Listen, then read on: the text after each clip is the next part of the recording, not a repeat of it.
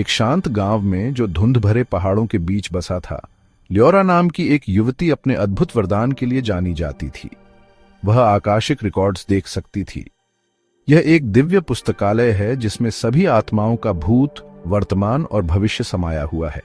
जब भी कोई उससे ज्ञान मांगता, वह अपनी आंखें बंद कर लेती, गहरी सांस लेती और उस ब्रह्मांडीय संग्रह में चली जाती जहां भाग्य के झिलमिलाते स्क्रोल्स एक विशाल सुनहरे विस्तार में अंतहीन रूप से तैरते रहते थे। एक शाम गांव के एक बुजुर्ग जोरेन एक गंभीर निवेदन लेकर लियोरा के पास आए।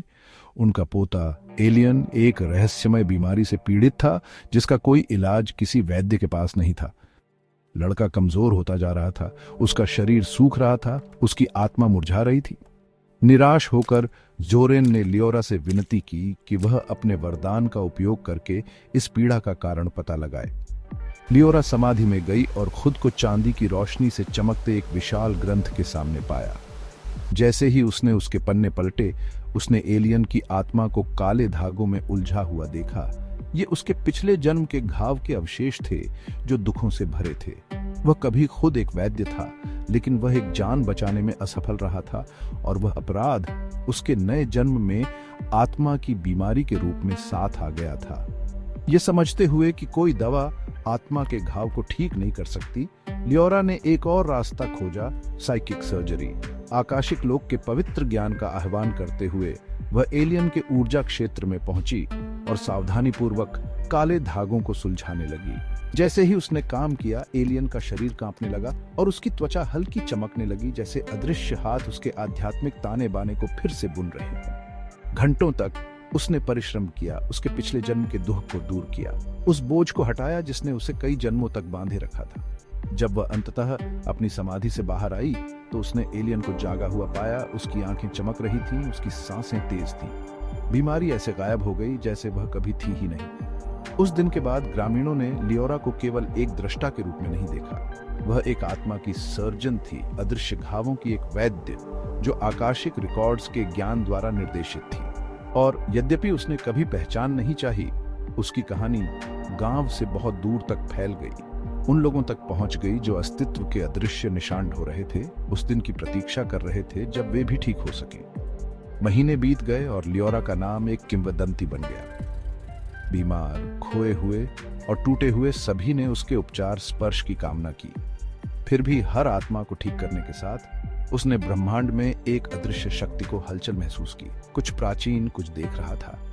एक शाम जब वह गांव के चौक में बरगद के पेड़ के नीचे ध्यान कर रही थी तो हवा के एक झोंके ने पत्तों के बीच से एक फुसफुसाहट की। भुला दिए गए जाग रहे हैं। उसका दिल दहला गया। भुला दिए गए वे आत्माएं जो जन्मों के बीच खो गई थीं, आकाशिक रिकॉर्ड्स के बीच की जगहों में फंस गई थीं, न जीवित थीं और न ही पुनर्जन्म हुई थीं।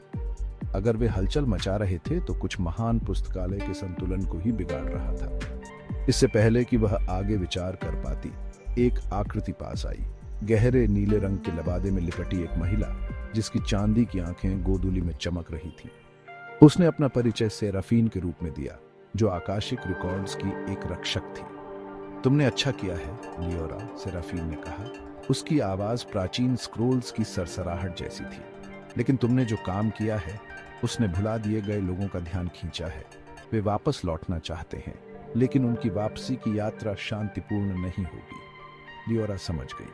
जब उसने एलियन को ठीक किया तो उसने न केवल एक लड़के को बल्कि पवित्र के एक रक्षक को भी बहाल किया।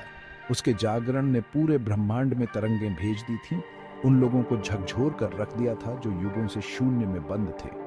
वे हताश हैं, सेराफीन ने जारी रखा।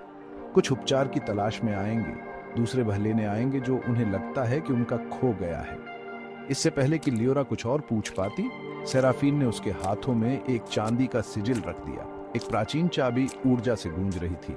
ये तुम्हें हॉल ऑफ इकोस तक ले जाएगी, जहां भुला दिए गए लोग भटकते हैं।